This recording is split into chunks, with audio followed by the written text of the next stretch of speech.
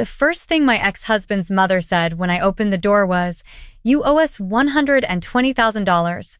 And she said it loud enough for the neighbors across the street to step outside and watch.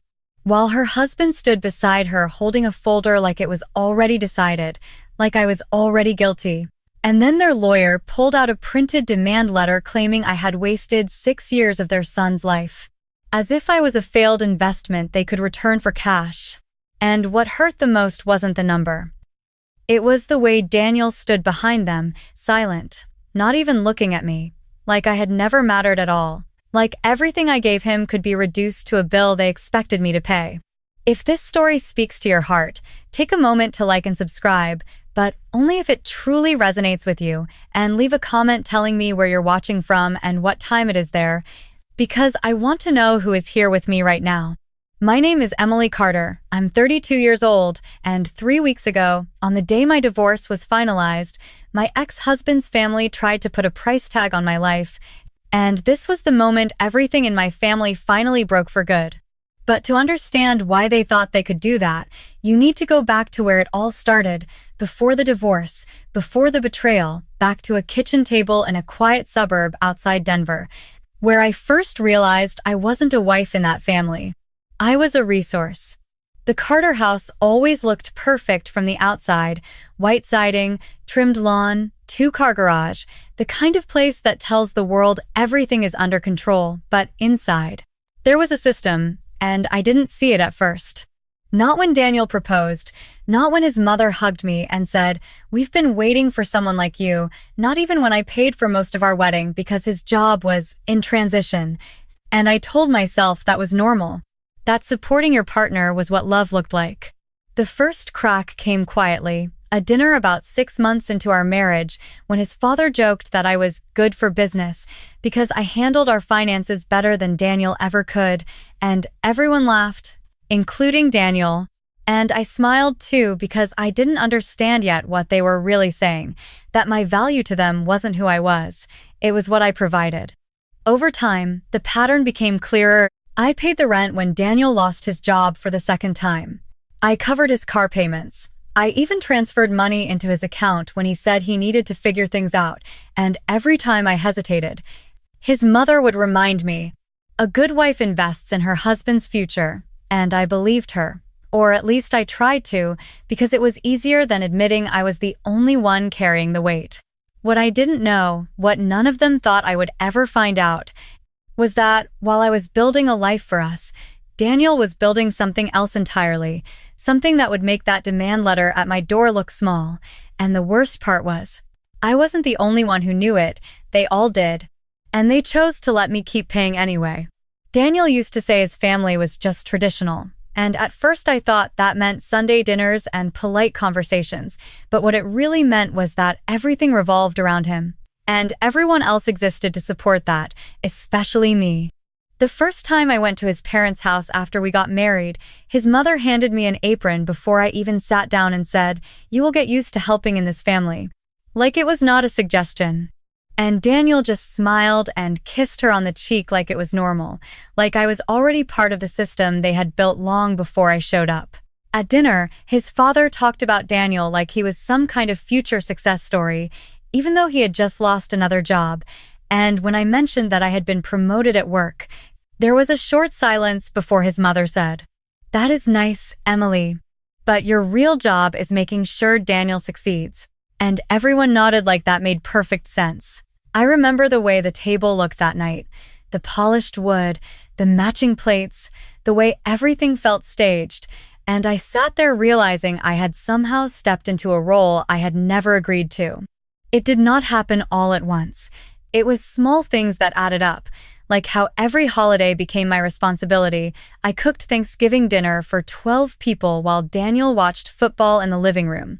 And when I asked him to help, his mother laughed and said, "Men in this family do not belong in the kitchen."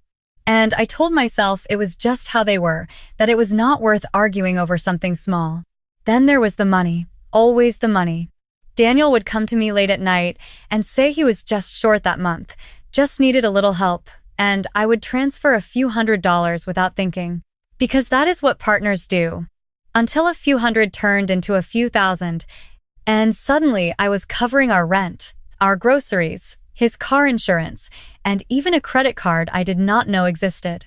One afternoon, about a year into our marriage, I opened our shared bank account and saw a charge for a weekend trip I had never heard about, a hotel 3 hours away, and when I asked Daniel about it, he did not get angry, he just said, "You worry too much. It was nothing." And his tone made me feel like I was the problem, like I was overreacting, so I let it go, even though something in my chest felt tight in a way I could not explain. His mother noticed everything, even the things I tried to hide, and one evening she pulled me aside in the kitchen and said quietly, "A strong wife does not question her husband, she supports him, no matter what." And she said it like a warning, not advice. Looking back, that was the moment I should have listened to myself, but I did not. I kept showing up, kept giving more, because I believed that if I just did enough, if I just proved my loyalty, things would settle, things would become fair. But instead, the opposite happened. The more I gave, the more they expected, until it stopped feeling like a marriage and started feeling like a contract I did not remember signing. The shift came one random Tuesday evening when I was organizing receipts for our taxes, something I had always handled, and I noticed a pattern I had never seen before. Transfers, repeated, consistent, all going to the same account that was not ours, and for the first time, I did not ignore it, because something about those numbers, about the way they lined up, told me this was not a mistake, and whatever Daniel had been hiding was not small, and it was not new. The numbers did not lie, even if Daniel did, and I remember sitting at the kitchen counter with my laptop open, scrolling through months of transactions that suddenly looked different now that I was paying attention. Small amounts at first, $300, $500. Then larger ones, $1,000, $2,000, always sent on the same days each month to an account I did not recognize, and when I clicked deeper, I realized the account name was not hidden at all. It was just something I had never thought to question before, a woman's name I had never heard Daniel mention. I did not confront him right away. I told myself I needed to be sure, because there is a moment when you realize something might be wrong, and then there is the moment when you know, and I was not ready for the second one yet. That night, Daniel came home late again, said he had been out with friends, dropped his keys on the counter like it was any normal evening. And I watched him the entire time, the way he moved, the way he avoided eye contact for just a second too long, and I asked him a simple question. "Who is Rachel?" He froze, just for a fraction of a second, but it was enough, and then he laughed, a short, dismissive sound, and said, "You are seriously going through my transactions now?" Like I had crossed a line instead of uncovering one. I did not raise my voice. I just turned the laptop toward him and pointed at the screen, at the transfers, at the pattern. And for a moment he said nothing. Then he shrugged and said, "She needed help." Like that explained everything. Like that made it reasonable. And when I asked why that help was coming from money I earned, he said, "It is our money, Emily." And something in the way he said it made it clear he truly believed that. The next morning, I called his mother, not because I wanted to, but because I needed someone to confirm that I was not imagining this. And I remember standing by the window, phone pressed to my ear, as I explained what I had found, my voice calm in a way that surprised even me, and there was a pause on the other end before she sighed and said, "You need to stop digging into things that will only upset you." And that was when everything shifted, because she was not surprised, she was not confused, she already knew. I asked her directly, "How long have you known?" And she did not answer the question, she just said, "Men make mistakes, Emily, and strong women know when to look the other way." And in that moment, the entire picture came into focus. This was not something that had just happened. This was something that had been allowed to happen, protected, justified, turned into something normal inside that family. Later that day, I found the message that made it impossible to pretend anymore. It was not hidden well, just a text thread on Daniel's tablet that he had left on the coffee table, a message from Rachel that said, "Thank you for everything. I could not have done this without you. I know it is complicated, but I appreciate you taking care of us." And that last word, Us sat there on the screen in a way that felt heavier than anything else, because it meant this was not just about him. It was a life I knew nothing about being built with the money I had been working overtime to earn. When Daniel walked in that evening, I did not ask questions. I did not argue. I just told him I knew, and for the first time since I had met him, he did not try to charm his way out of it. He just looked tired and said, "You are making this bigger than it needs to be." And that was the moment everything inside me went quiet, not loud, not dramatic, just quiet. Because I realized there was nothing left to fix, nothing left to understand. The truth was already there, and it had been there for a long time. I had just been the last one to see it. And standing there in my own living room, I understood that my marriage had already ended long before I ever said the word divorce. I did not scream that night. I did not throw anything. I just stood there listening to him explain why what he did was not as bad as I thought. And then I went to bed and stared at the ceiling until the sun came up, because something inside me needed time to catch up to what I already knew, and the next morning I did what I had always done in that marriage. I tried to fix it. I called him first, even though he was in the next room, because it felt easier to speak into a phone than to look at him, and I told him we needed to talk, really talk, not just circle around it, and he said he was busy, that he had things to figure out, like I was just another problem on his list. And that was the first time I realized I was not part of the solution in his life. I was something he had learned to manage. I sent him a long email later that day, not emotional, not accusing, just facts, what I had found, what it meant, what I needed from him if we were going to move forward, and I waited, refreshing my inbox every few minutes like it would change something, and when his reply finally came hours later, it was 3 sentences. "You are overreacting. I never meant to hurt you. We can work this out if you stop making it a bigger issue than it is." And I read those lines over and over until the words stopped meaning anything at all. I went to his parents the next evening, drove 20 minutes across town, with my hands gripping the steering wheel so tightly they hurt, because part of me still believed that if they heard me, if they saw what this was doing to me, they would step in, they would make him take responsibility. And for a moment when his mother opened the door, I thought maybe I was right, because she looked concerned. She let me in. She sat me down at the same kitchen table where everything had always been decided. I told them everything, not angrily, just clearly. The money, the messages, the second life he had been living. And when I finished, there was a long silence before his father leaned back in his chair and said, "These things happen in marriages, like it was weather. Like it was something you just wait out." And his mother reached across the table and touched my hand and said, "You have a good man, Emily. Do not throw that away over something temporary." And I pulled my hand back because it felt like they were talking about a different reality, one where I was the one creating the problem by acknowledging it. I even wrote them a letter after that, pages long, explaining how much I had given, how much I had tried, hoping that if I put it in words they could not interrupt, they might finally understand. And I mailed it, watched it leave my hands like it carried something important. And 2 days later, it was returned unopened with a note from his mother that said, "We do not want to encourage negativity in this family." And that was it. That was the moment something inside me stopped reaching. I did not call again. I did not send another message.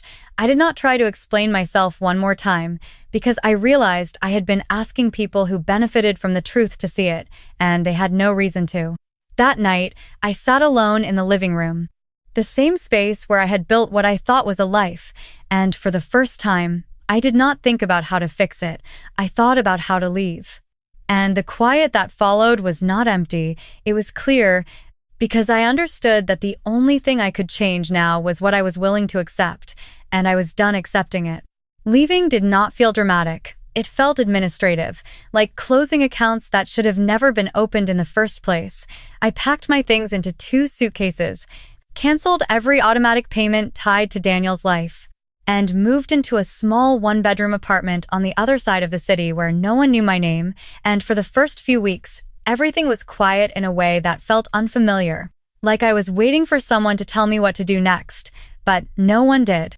I went back to work the following Monday, sat at my desk, and opened my laptop like I always had, except this time there was no distraction, no messages asking for money, no interruptions that pulled me away from my own life. And slowly, almost without noticing, I started to focus on things I had put aside for years, projects I had never finished, ideas I had never followed through on, and I stayed later than usual, not because I had to, but because, for the first time, everything I did belonged to me. My manager noticed before I did. He called me into his office one afternoon and said, "You have been different lately, in a good way."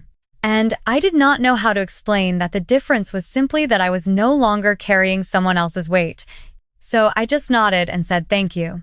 A few months later, I was offered a new role, more responsibility, a team of my own, and I remember the day I signed the paperwork, the way my hand did not shake, the way it felt steady, like something had finally aligned. There was a moment, a small one, that stayed with me more than anything else. The day they gave me my office key card and a nameplate for my desk that read, Emily Carter, Senior Financial Analyst. And I held it for a second longer than necessary, because it was the first thing in years that had my name on it without anyone else attached to it. No shared accounts, no joint decisions, just mine. I did not tell anyone from my old life. There was no one left to tell, and that was fine, because I was not building this for them. I was building it for myself. The apartment slowly started to feel like a home. I bought a second-hand couch, a small wooden table, plants that I actually remembered to water, and on weekends, I would sit by the window with coffee and realize that the silence I had once feared was actually peace. The divorce papers came through without much resistance. Daniel did not fight it, which at the time felt like another form of dismissal, like even the end of our marriage was not worth his effort. But looking back, it gave me something I did not realize I needed. A clean break, no negotiations, no lingering ties. 3 weeks after everything was finalized, I was standing in that apartment, holding a folder with my own documents neatly organized, financial records, bank statements, copies of everything I had learned to keep, not because I was planning anything dramatic, but because I had finally learned the value of knowing exactly where I stood. That was the morning the doorbell rang, sharp and unexpected, and when I opened it, I saw Daniel standing behind his parents and their lawyer, holding a familiar-looking folder, and in that moment, as they started to speak, as they told me I owed them for everything I had taken from their son, I realized they still believed the same story they always had, and they had no idea how much I had changed. Life did not suddenly become perfect after that day. It just became quieter in a way that felt honest, like everything around me finally matched what I felt inside. And even now, months later, I still think about that moment at the door, the way they stood there expecting me to fold, expecting me to apologize for something I never did, and how different it felt to stand there and not need their approval anymore. I remember exactly how it unfolded, his mother speaking first. Her voice sharp and certain as she explained the amount they believed I owed, his father nodding beside her, and their lawyer flipping through papers as if the outcome had already been decided, and I let them finish. I let the silence settle.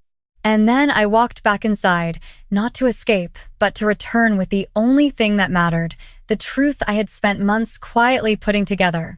When I handed the folder to their lawyer, I did not say much. I did not need to, because everything was there. Every transfer I made, every bill I paid, every account that proved where the money had come from and where it had gone, along with documentation of Daniel's separate financial activity, and for the first time, I watched someone on their side read instead of speak. I watched the certainty on their faces begin to shift into something quieter, something uncertain. The lawyer took his time, flipping page by page, and then he looked up, not at me, but at them.